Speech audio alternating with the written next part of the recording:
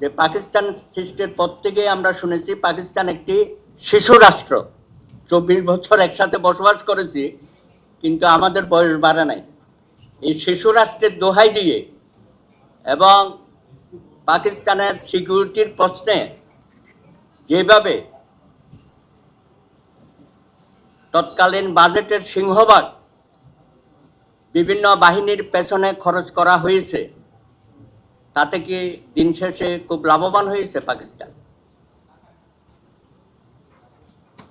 তারপরে তো অধিকাংশ সময় গণতান্ত্রিক ব্যবস্থা হয় নাই, সামরিক শাসনের জাতাকলে আমরা পিষ্ট হয়েছি। তার পরিণতিতে অনেকগুলো আন্দোলন, গণ আন্দোলন হয়েছে। 71-এর মহান মুক্তিযুদ্ধের মধ্য দিয়ে আমাদের বাংলাদেশ ভূখণ্ড আমরা স্বাধীনতা অর্জন করেছি। এখন বাংলাদেশ হওয়ার পরে আমাদের যে স্বপ্ন ছিল যে পাকিস্তানের যে সমস্ত গণবিরোধী নীতি, সেগুলোর থেকে আমরা বেরিয়ে আসব, কিন্তু আমরা তো সেটা পারি নাই। আমরা 2 জন রাষ্ট্রপতিকে হত্যাকাণ্ডের শিকার হতে হয়েছে এবং তার সাথে অনেক সেনাবাহিনীর সদস্যদের আত্মাহুতি দিতে হয়েছে এবং খালেদ মোশাররফ, মেজর জেনারেল মঞ্জুর সহ আরো অনেকেই, শত শত,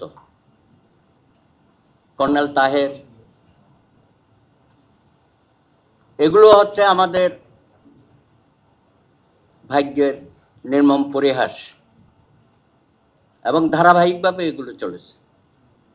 কখনো আমরা সামরিক শাসনের অধীনে ছিলাম, আবার কখনো মেকি গণতন্ত্র, আবার কোনো কোনো সময় জনগণের ভোটে নির্বাচিত সরকার। অনেক সময় আমরা পার করে আসছি।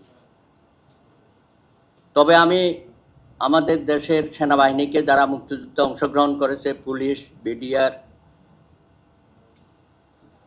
এমনকি আনসার বাহিনীও যারা এই সশস্ত্র সংগ্রামে অংশগ্রহণ করছে, তাদের কথা আমি সগৌরবে স্মরণ করতে চাই।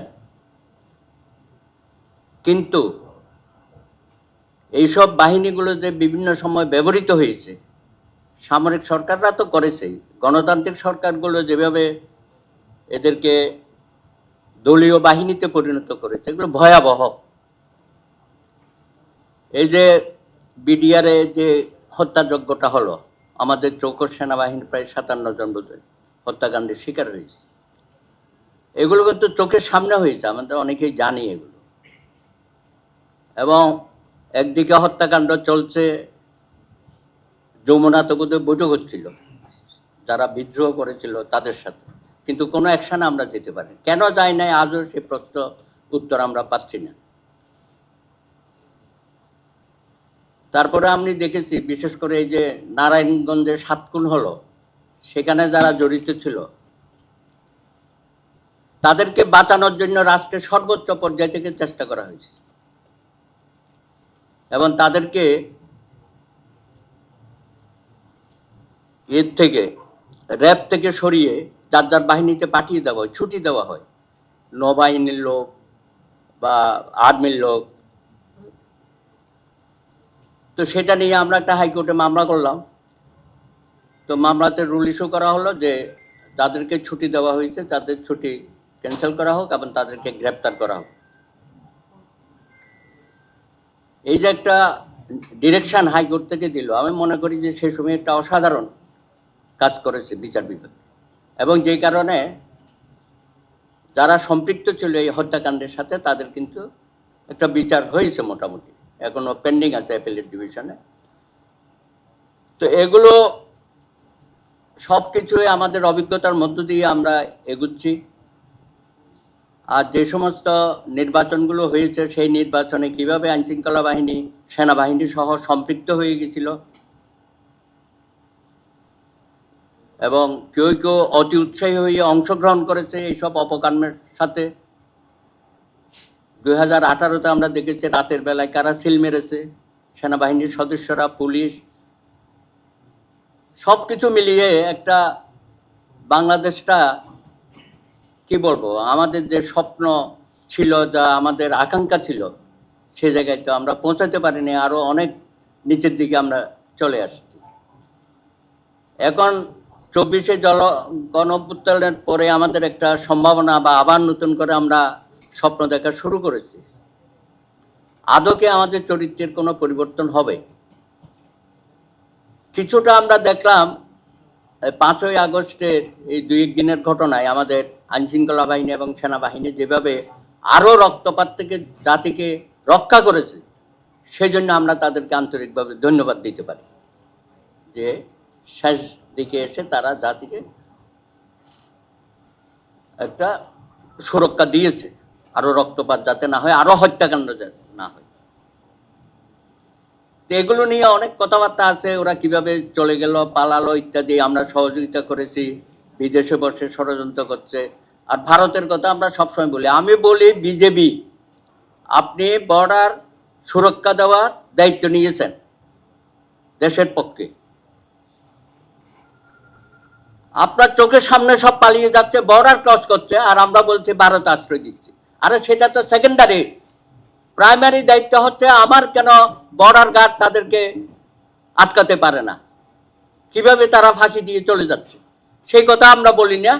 আর যে কোনো একটা হত্যাকাণ্ড হলে সব পালিয়ে গেছে, আর পালিয়ে গিয়ে ভারতে আশ্রয় দিয়েছে। নিজেরটা বলি না, আত্মসমালোচনা করি না, আমরা তাদেরকে যেতে দিলাম কেন, সুযোগটা পেল কেন, এটার পেছনে কারা আছে, এগুলো আমরা কেউ বলি না, ওইটাকে ধামা চাপা দিয়ে আরেকটাকে নিয়ে আসি সামনে। তো এখন বিষয়টা হচ্ছে আমাদের এইসব বাহিনীগুলো, এগুলোকে জনবান্ধব করা দরকার। এটা কোনো দলীয় অনুগত বাহিনী না, এরা রাষ্ট্রের বাহিনী হিসাবে কাজ করবে, জনস্বার্থে কাজ করবে এবং জনগণের পক্ষে কাজ করবে। সেখানে মৌলিক মানবাধিকারের প্রশ্ন আসছে, অনেক সময় দেখি তাদের বাড়াবাড়ির কারণে আমাদের অনেক নাগরিক অসম্মানিত হয়, হয়রানির শিকার হয়, এমনকি হত্যাকাণ্ডেরও শিকার হয়। সেগুলো থেকে মুক্ত করার জন্য এখন আবার একটা দেখি যে অশুভ প্রতিযোগিতা, অনেক বাহিনীর লোকজন গিয়ে বিভিন্ন জায়গায় দেখা করছে, এটা কিন্তু কোনো শুভ লক্ষণ না। তাহলে তো অতীতে যেসব কর্মকাণ্ড হয়েছে আমরা কি আবার সে পথে যাওয়া শুরু করেছি? এখান থেকে জাতিকে সুনির্দিষ্টভাবে যদি আমরা স্পষ্টভাবে বার্তা দিতে না পারি, তাহলে শুধুমাত্র ভোটাধিকার প্রয়োগের মধ্য দিয়ে একটা গণতান্ত্রিক সরকার প্রতিষ্ঠা করলে পরে আমাদের মনোজগতের কোনো পরিবর্তন হবে না। এই জন্যই আমি চাইব এই বিষয়গুলো নিয়ে আরো বেশি বেশি আলাপ আলোচনা হোক জাতীয়ভাবে, এবং যারা সরকারের নীতি নির্ধারক আসবেন তাদের সামনে রেখে কথাগুলো বললে পরে হয়তো আমরা কিছুটা উপকৃত হব। ধন্যবাদ। ভয় পাস না, এটা কসমিক ডোর। শব্দের আরেক নাম কসমিক ডোর। এর ওয়াল থিকনেস ও রিপ থিকনেস বেশি থাকায় এটাকে 50 বছরেরও বেশি। কসমিক ডোর, নিশ্চিন্তে 50 বছর।